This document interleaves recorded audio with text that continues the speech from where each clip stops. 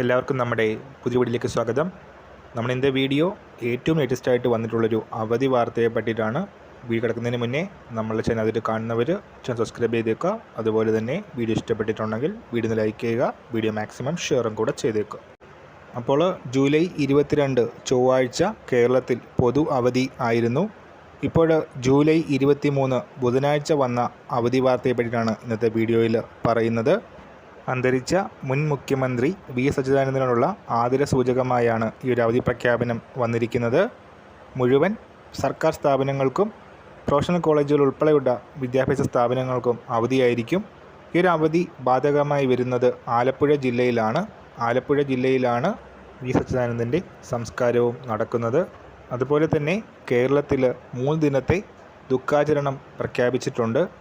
അതോടൊപ്പമാണ് ആലപ്പുഴ ജില്ലയിൽ ബുധനാഴ്ച അവധി പ്രഖ്യാപനം വന്നിരിക്കുന്നത്. അപ്പോൾ ഈ ഘട്ടത്തിൽ നമ്മൾ ഇന്നത്തെ വീഡിയോ പുതിയൊരു വീഡിയോയുമായിട്ട് ഉടൻ തന്നെ കാണാം.